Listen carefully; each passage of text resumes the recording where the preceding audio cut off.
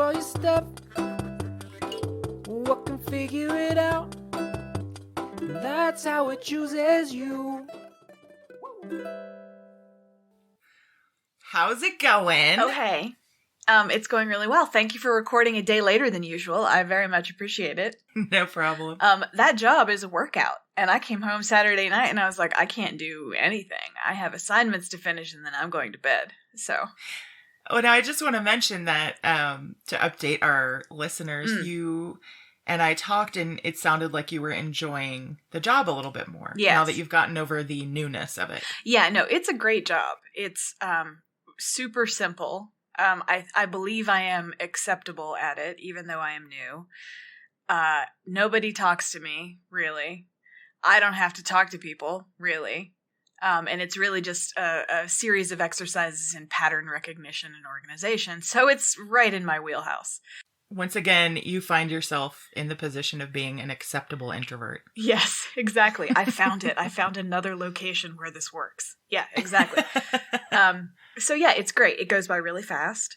I mean, it's everything you want in a part-time job. I don't have to think about it when I'm not there. It's perfect. I'm very grateful. It's perfect. That's awesome. But I haven't, moved my body since March. I basically live at this desk. So when I have to move it, it's like, oh, we don't do that anymore. Sorry, you can't do that right now. We're going to have to work up to that. Your muscles have atrophied. That's right. Yes, they've wasted. You've got the wasting disease. That's right. I'm just a little pile of nothing here, a little dry, desiccated pile of nothing. We are all suffering from the wasting disease now since quarantine. Yeah, that's the deal. That's what quarantine does. So job is fine, but I was really tired and I appreciate you. I texted you very early on Sunday morning. I was like, I just can't. Yeah. Is tomorrow possible? And you were very accommodating, even though you have exciting things happening on the prop today. Oh, well, it's actually not happening. This is why I didn't want us to be inconvenienced in any way by construction, right? Because as these things go, there's supposed to be very soon the foundation for a second home, which is not my home, but is supposed to be started on. But as these things go, I was told they were starting today, so we were considering maybe not recording this morning. Yeah. And you said, well, let's do it some other time. And I said, no, they're probably not even going to show up. And sure enough, now it's changed to, they're supposed to maybe call today. Which is just the most, I've never dealt with contractors before this whole experience. And I'm sure that there are a lot of factors and elements that I don't understand, right? There's a lot of moving pieces with this sort of thing, but it's just, these are tropes for a reason, people. Yeah. I mean, there are factors and, things that affect schedules, externalities that affect schedules in lots of different industries, but I feel like construction is really the only one where it might be 3 weeks or it might be a year, and you just have to be cool with either one of those options. Right. I don't get it. I mean, it's not that rare a skill set, right? I mean, lots of people can do this. Anyway, it's fine. Yeah, no. I've only had to deal with a single lumber delivery for the tiny house. And for whatever reason is happening at the lumberyard that day, they told me, a window of time. And I took a half day of work and was there for that window of time. And they texted me an hour after that window and said they weren't coming that day. Right. And I was like, I just lost a day of work, you assholes. Like, how, it's just delivering wood. Just load it on the thing. And I just don't understand why it's that complicated. But apparently it is. Let me do it. Yes, I'll be over in a minute. I got a Honda Civic. I can take some of it.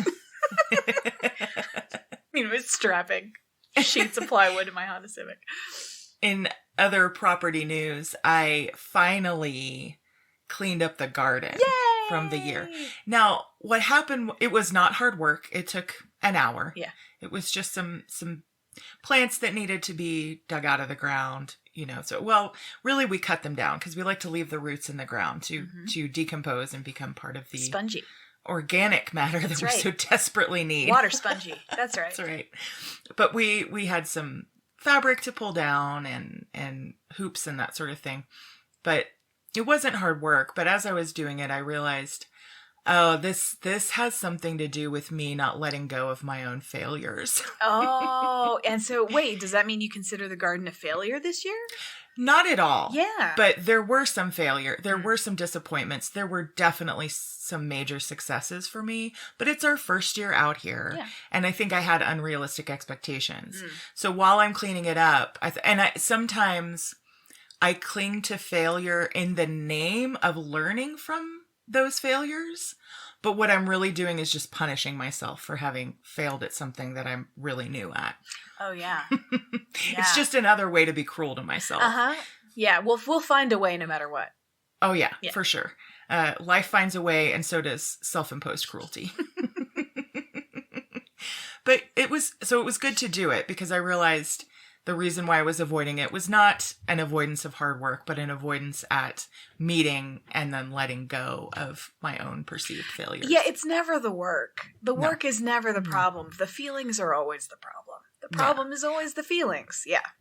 I do feel as though I've engaged with the theme of laziness in different ways my entire life. And you're right. It has never been because I have an aversion to work. No. I've seen you put shows up. You don't stop moving for 4 weeks. You know. And I don't think that's probably true for anyone else either, right? It's something else is going on. So let's look at that, people. Yeah. Let's look at it. Yes. Let's look at it, you lazy bastards.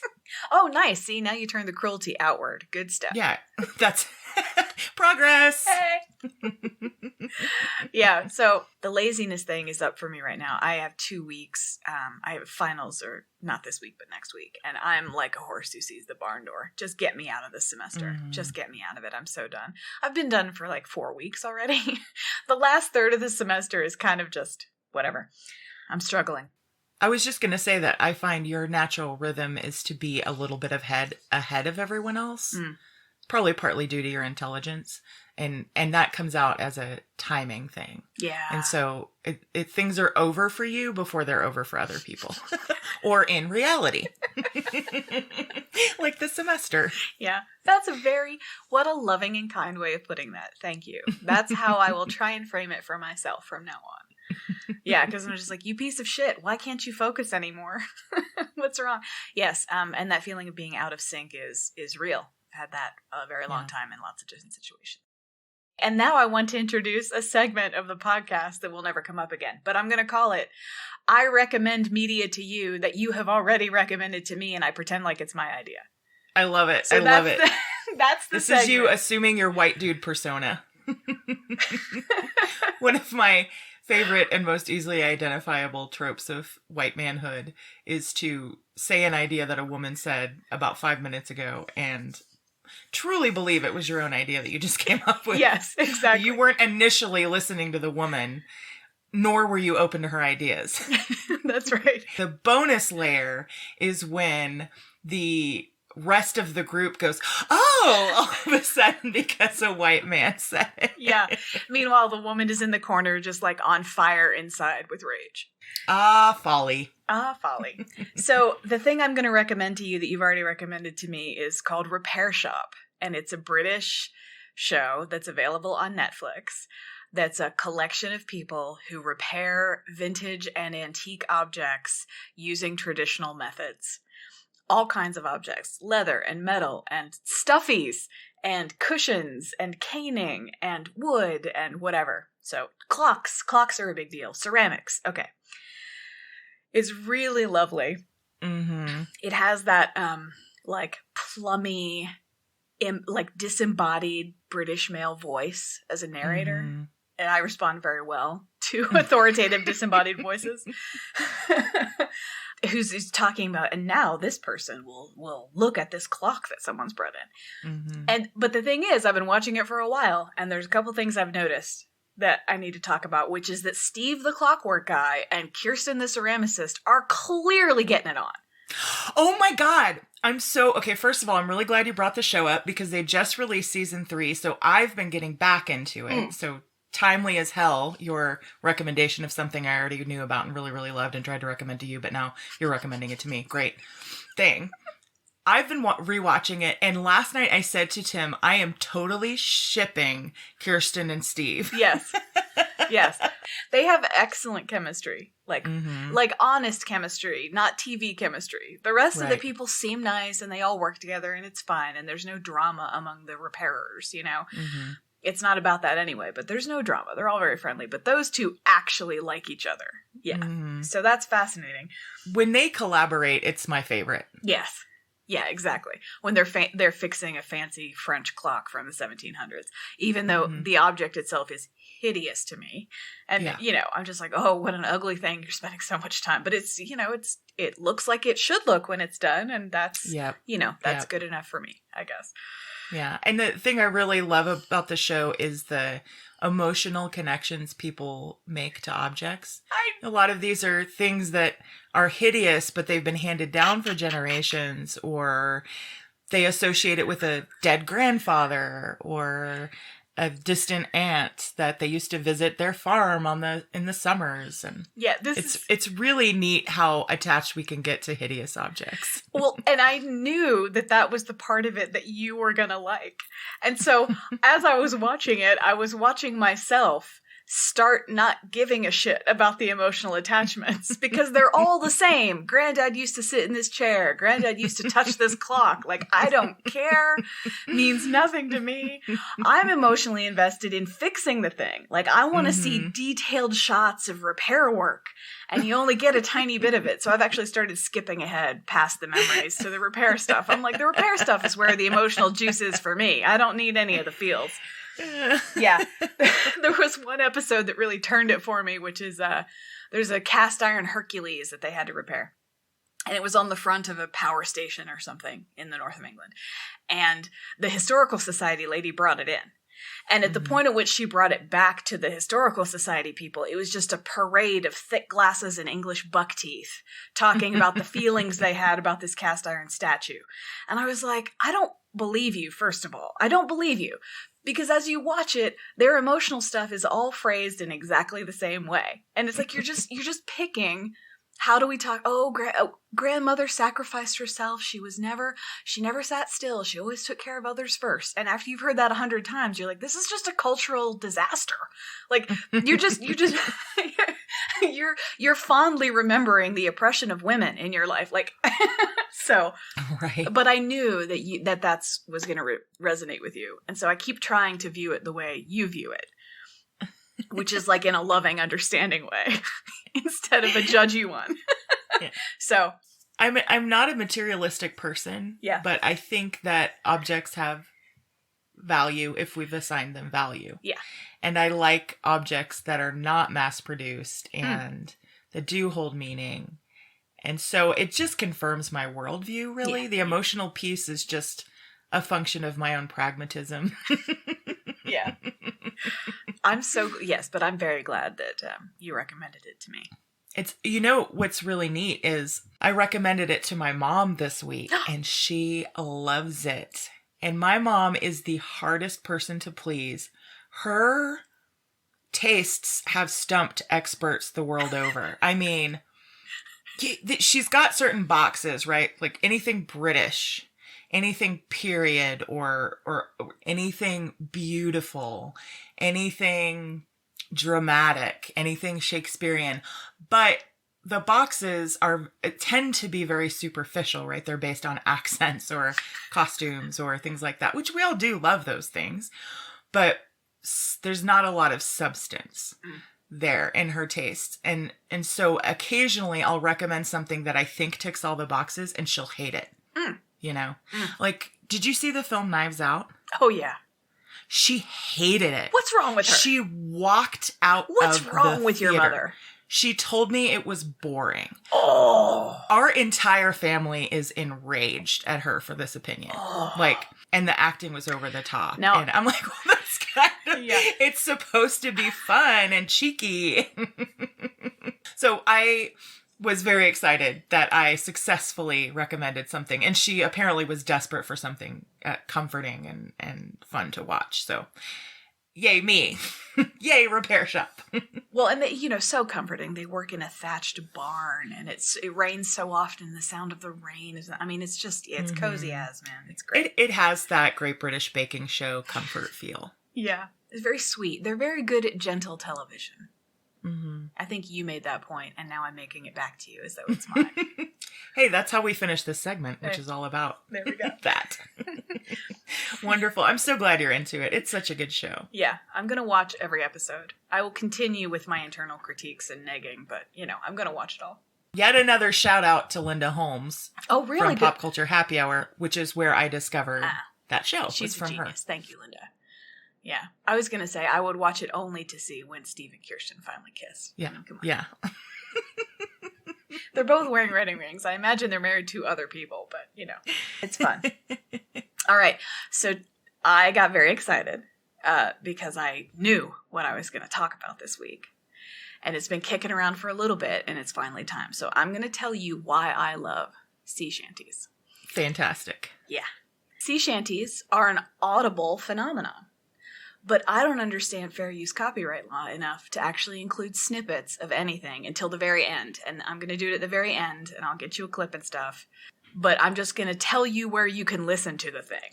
Mm-hmm. Is going to be my strategy for this. And then at the end, we'll let everybody hear a snippet of the one that is the best, that sort of inspired this. So, sea shanties are work songs. They're sung by a group of people, often men, because men were the ones crewing clipper ships, tall ships, right? And they're sung while they're doing a job. And they are sung in order to coordinate activities among various groups of people. It takes a lot of people working in concert to pull an anchor up. Okay? Mm-hmm. So that's sort of the context in which they originated. Mm-hmm. And there's something about the rhythm that sets the pace for the work. Yes. Which is really ingenious.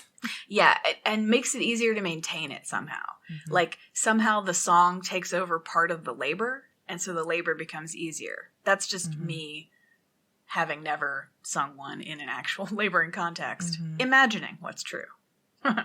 Yeah, so I had a dance friend once who, we were talking about, like, what superpower we would want, and she said, I really want Sing My Shit Done. Like, I just want to walk into my house and sing a little melody and all the vacuuming is done. Or like, I want to go to my desk and sing a song and then my homework is done and my assignments are complete. So shanties are basically the sing my shit done of the sea. That's great. And the lyrics, for the most part, are... I'll talk a little bit later about the kind of sea shanties there are, like the various categories, right? But the lyrics are filthy. Often filthy. And for like 16, 17, 1800s, like even like filthier.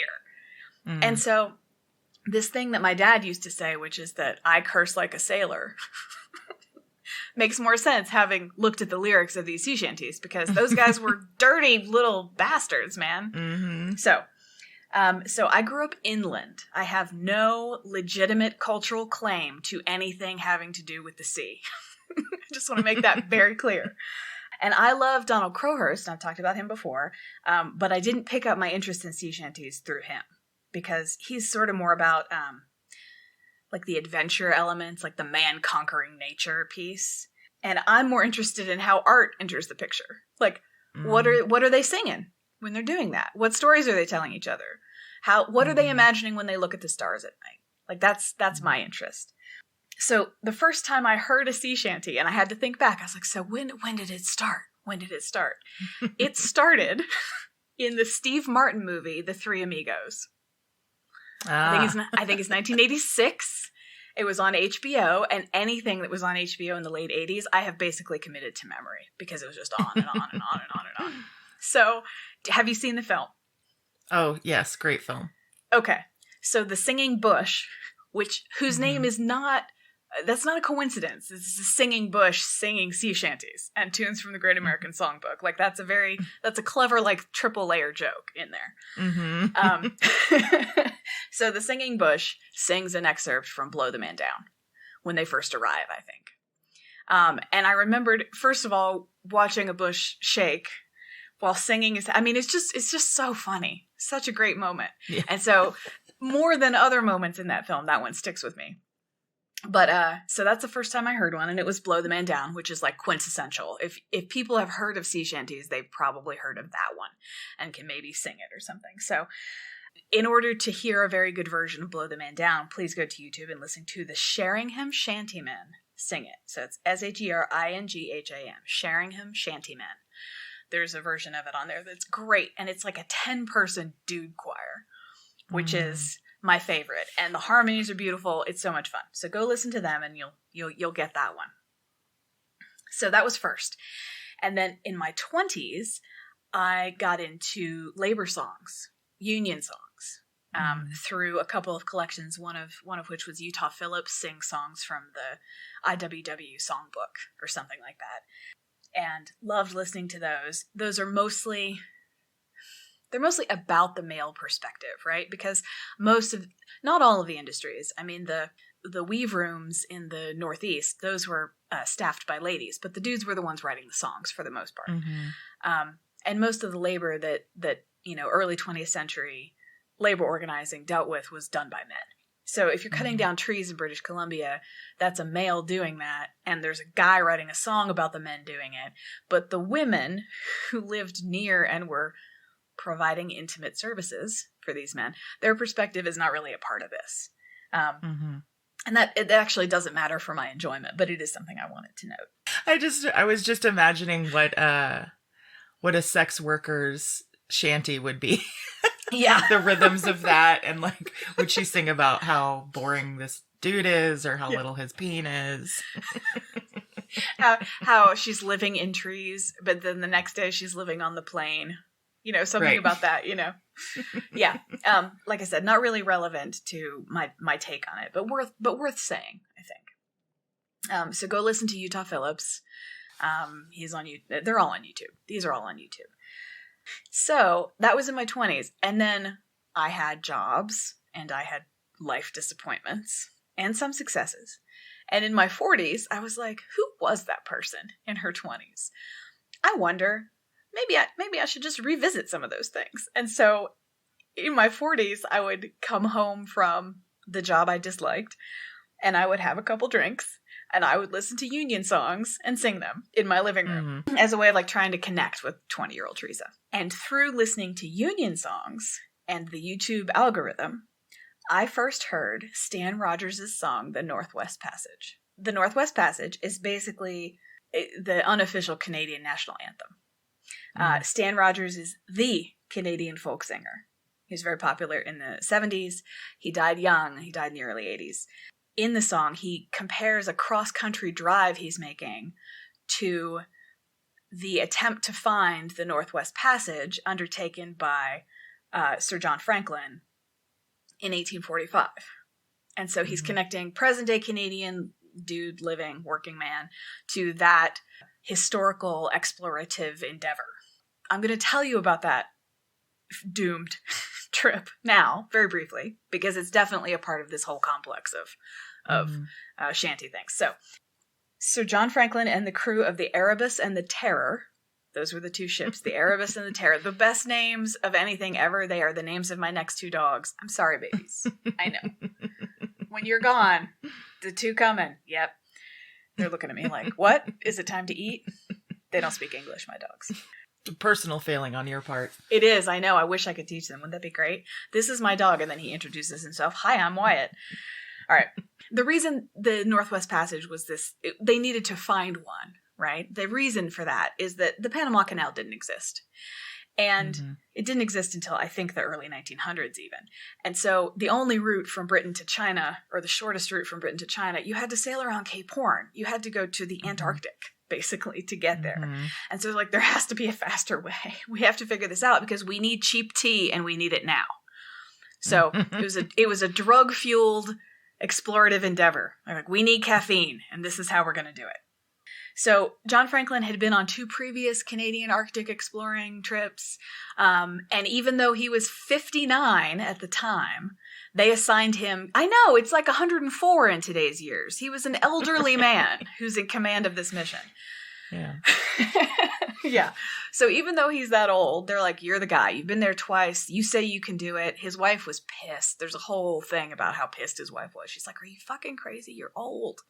You can't walk anymore. You're going to do what? It's cold there. He didn't listen. And the trip was doomed. So go Lady Franklin. You know your shit.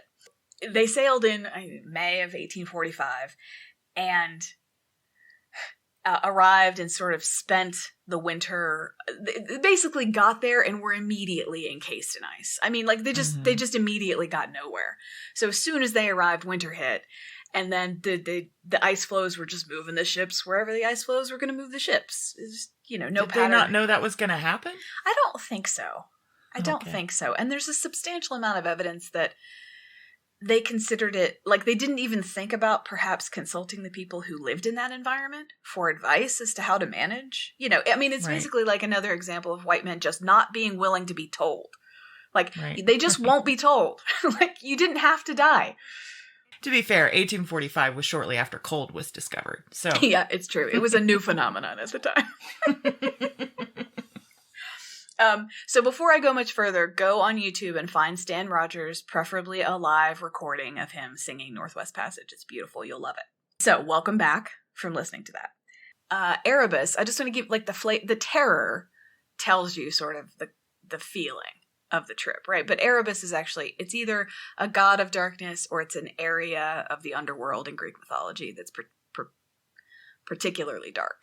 So darkness and terror are all, and they're like, yes, we embrace this. Let's do it this way. Okay. Well, it also kind of feels like if you have those on your side, maybe you'll do better. Yes, exactly. Do you know what I mean? We command darkness and terror. Yes. Please make us sound smart through all of that. Oh, don't worry. Cool. Yeah. Yeah, I'm fixing the jokes. If there's one thing I do, it's I fix the jokes.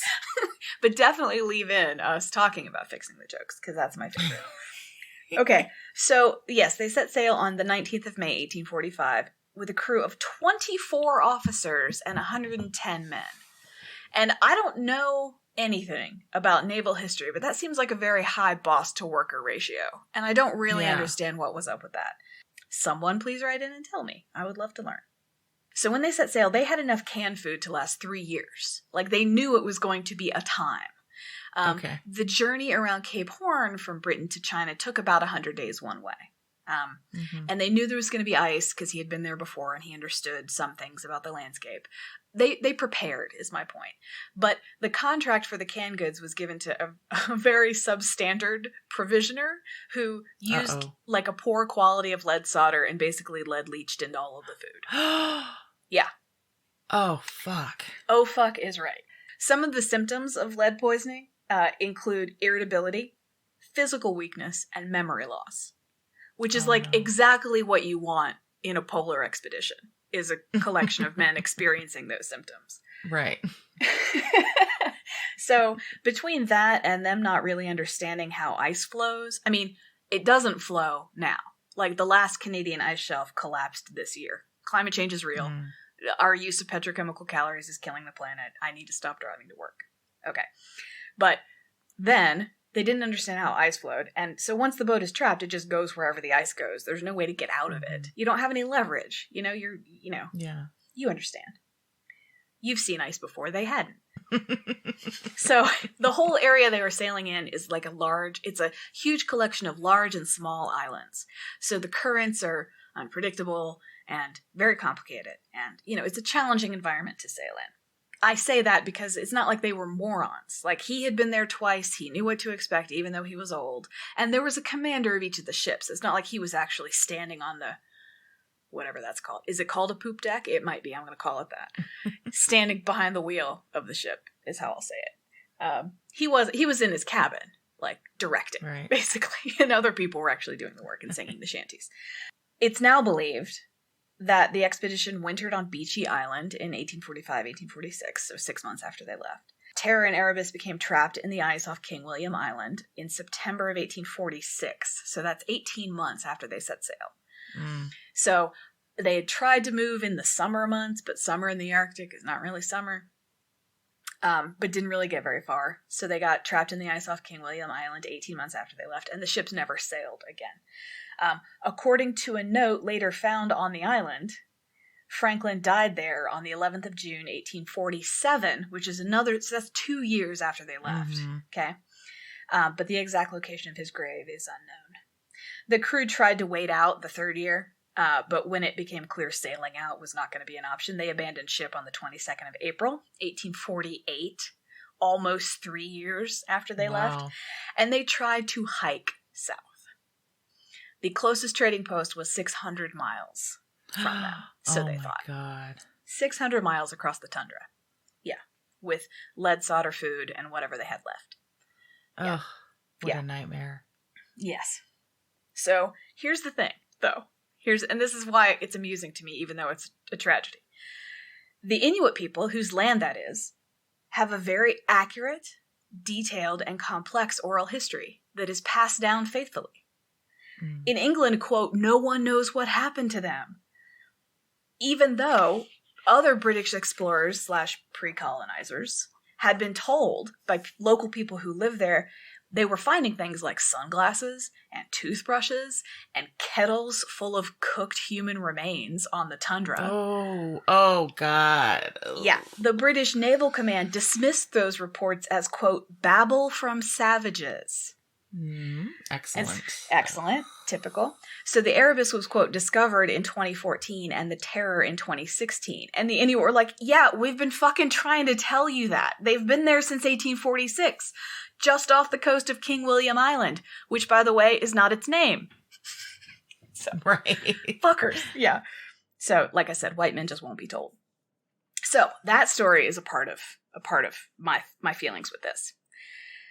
And then, Mike and I bought Assassin's Creed Black Flag. Assassin's Creed Black Flag, as gamers will tell you, is a very uneven entry in the Assassin's Creed franchise. It was widely criticized at the time. It's not super fun to play in a lot of ways. But one of the things that's great is that one of the things you do is you collect sea shanties. And then when you sail, your crew sings the shanties you find. Wow. And so if you want to experience sailing and hearing shanties sung, you can play that game and sort of get that experience. And I liked it so much that I used to sail to places that it would have been way smarter to fast travel to because I wanted to hear my dudes singing. There is an option to turn them off if you're not into it all the time. Like sometimes I just cannot hear Bully in the Alley again. Just not possible. But most of the time, super delightful. And there's a playlist of those shanties specifically from the game available on YouTube, but they're not full songs. They're more like sketches of them. And it's like 5 guys and, you know, some of them are better produced than others, but, you know, you'll get a good feeling of it if you listen to that. So Bully in the Alley, which I mentioned before, it's about being shit-faced while on leave. Bully means drunk. Okay. The start of the song is Help Me Bob, I'm Bully in the Alley. So like, friends, I need help. I'm shit-faced. Please carry me. Hold my hair. There's a song called The Worst Old Ship, which is about not getting paid on time. There are many songs about missing women you love or pretty girls you don't know. There are lots of songs about missing your ship if you're on land. And while some of the meanings of this language are clear and consistent from sea to land, like it makes sense, we could translate it. For many songs, there are a lot of different guesses as to what the lyrics actually mean. And I think that that's a through line for me with this, which is that, you know, I love any activity that comes with its own highly specialized language. I'm very into that. And the ships at sea were essentially each their own world. And the songs that come out of them represent that world. You know, good captain, drunk captain, skilled crew, green crew, old ship, new ship, you know. Yeah. Yeah, super cool. So I have that game. Now, the next piece is that thanks again to the algorithm and the fact that our lives essentially revolve around our homes and the internet now, about 5 months ago, I discovered a group called The Longest Johns. The rest of this episode is an advertisement for The Longest Johns because they are the absolute business. They are so good. It's 4 guys. They're from Bristol. They're all nerds. They all sing. They sing beautifully. They're into folk music and in sea shanties, and they write their own. They have 3 albums, okay? Written in Salt, Between Wind and Water, and Cures What Ails Ya. Those are great album titles, I just have to say. Amazing. So they include, Cures What Ails Ya has a song called Moby Duck that's as funny as you think it's going to be based on that title. And they also do really gorgeous arrangements of classic shanties and folk songs. And they also write new ones. And they're all sort of mixed together on the albums. I cannot recommend them enough. It sounds really fun. I want to be their best friends so bad. When this is all over, like when the war's over, we all have that. Mm-hmm. When this is all over, I'm going to Bristol to hear them live. That is my thing. So, about 2 months ago now. So I've been listening to them off and on, like checking in, listening to albums, getting to know them a little bit. They also do this. I'll connect back to Black Flag here. Actually, there's a game called Sea of Thieves. Mm-hmm. That is another pirate game. Mm-hmm. And I think it's like it's a online multiplayer. I don't know what MMPorg or something like that. Mm-hmm. I'm not a gamer. We're going to do an episode called I'm Not a Gamer. But it's not realistic physics. It's cartoon physics. And you're basically just pirates fighting other pirates in this cartoony world. And they do a thing where they all play together from their separate homes, right? And they'll go to a place in the game and just start singing for people. And so they're sailing around and attacking ships, and they'll all be on the same ship and they'll start singing before they attack. And so the people they're attacking can hear them start singing and like looking around like, what the hell is going on? Oh, it's amazing. If you just please watch it. It's so good. I don't even like the game. I've never played it, but it's wonderful. And imagining what it's like, oh my God, the singers are coming. Oh shit. Cannon fire! You can hear them really quiet in the distance building up. Oh, so good. Their dulcet tones invoke terror the world over. Exactly. So 2 months ago, they uploaded a new video. And it was a video of them singing the song, The Mary Ellen Carter. And I texted you about this when I heard it because it's so good. So they sang it together, but socially distanced, in a dock under a boat. Mm-hmm. And so the acoustics are amazing and the visual is super cool because it's about how a crew come together to raise a sunken ship. Mm. And they're singing it under the ship. I mean, they're so smart. The Mary Ellen Carter is a song by your favorite Canadian folk singer and mine, Stan Rogers. Remember him from 20 minutes ago? Yeah. This is his song. My old friend Stan Rogers. This song was on 3 of Stan Rogers' albums. That's how much it's his song. Okay. And it's like a rite of passage, it seems, for Canadian folk singers to cover this. And for me, it's like the Johns are like, they're taking their seat at the folk table, essentially, by covering it. But, I like to romanticize things. So that might not be how they view it, but that's how I view it. So like I said, the song is a story of a crew's efforts to raise their sunken ship. I don't usually comment on YouTube videos because why invite that nonsense into your life? But I commented when they posted this and I said, thank you. I have never cried violently with joy before. Mm-hmm. It is the best version of this song I've ever heard. It's really, really good. I think partially my reaction to it was that they posted it in early October. So the election was coming. We were all in that tension and fear. And the chorus of the song is rise again, rise again.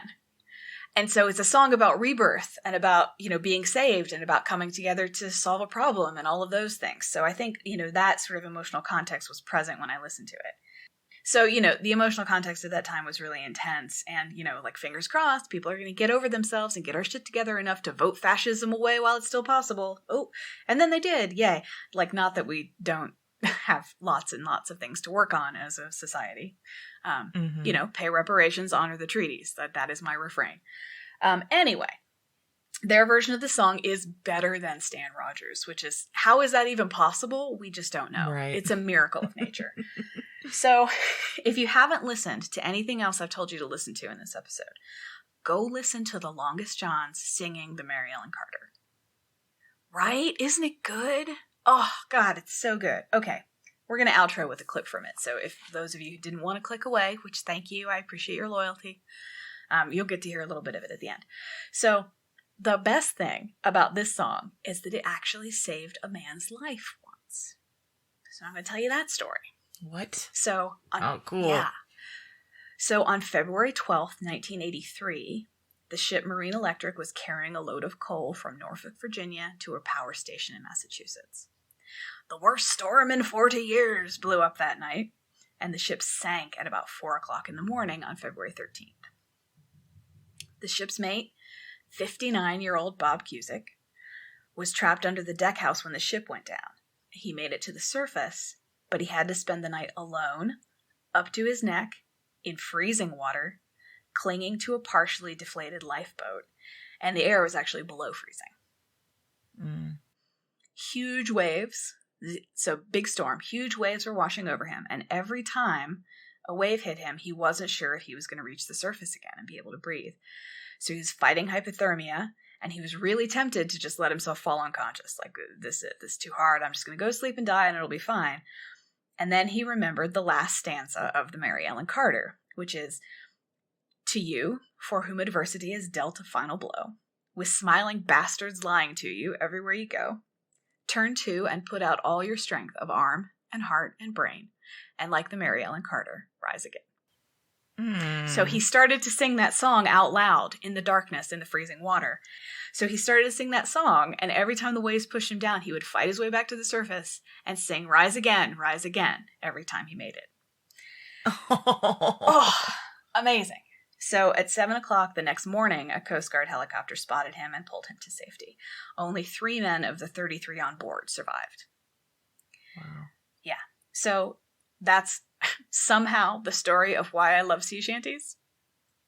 Is there a word for when a song tells a story and then turns at the end, turns its gaze toward the listener or the singer to say you know, as you said in that last stanza? Well, I'm sure, I mean, it's a poetic device because songs are always poems. Mm-hmm. So you said the word turn, and there's something called the volta in the Petrarchan sonnet, an Italian sonnet, which is the turn of the thought or the argument. And it's basically that moment where either the gaze shifts or you realize that one argument is actually another.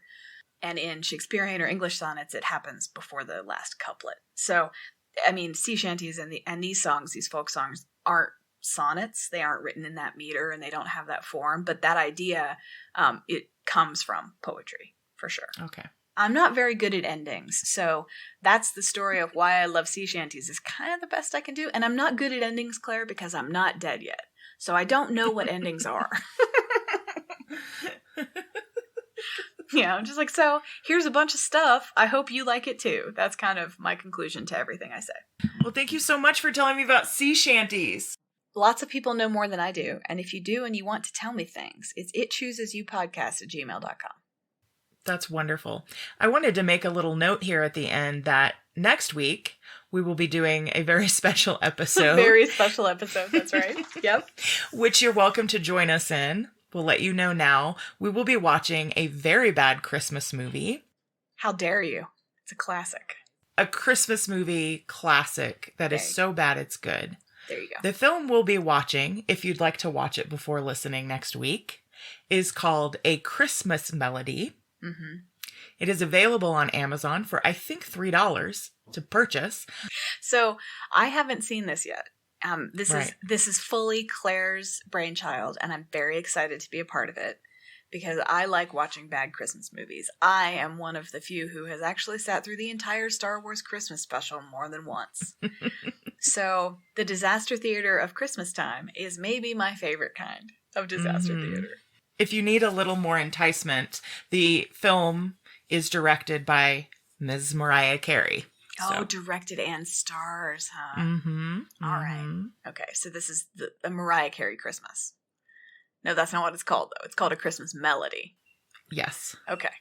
But it's really a Mariah Carey Christmas. That's right. Okay. Cool. I'm very excited. I can't wait. It was so funny when we were like, we're going to do it. Yeah, we should do this, you said. And then you texted me. You're like, you should, maybe just take notes of your thoughts. And, and I was like, oh, no, I'm treating it like homework. I'm going to sit in front of the TV with my notepad and my pen. And I'm going to pause things and look things up. And, it's going to be amazing. Look, the real point of this, everyone, is for me to subject Teresa to this, which she would never watch on her own steam, and see what happens.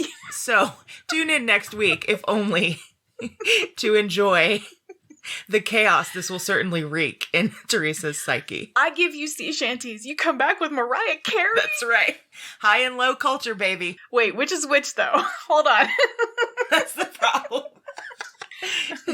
All right. You're the best. This was super fun. Thank you so much. Everybody, thank you for listening, and we'll see you next week. Bye. Laughing drunken rats who led her to a sorry grave. Well, they won't be laughing in another day. And to you for whom adversity has dealt its mortal blow, with smiling bastards lying to you everywhere you go. Turn to and put out all your strength of arm and heart and brain, and like the Mary Ellen Carter. Thank you for listening to It Chooses You.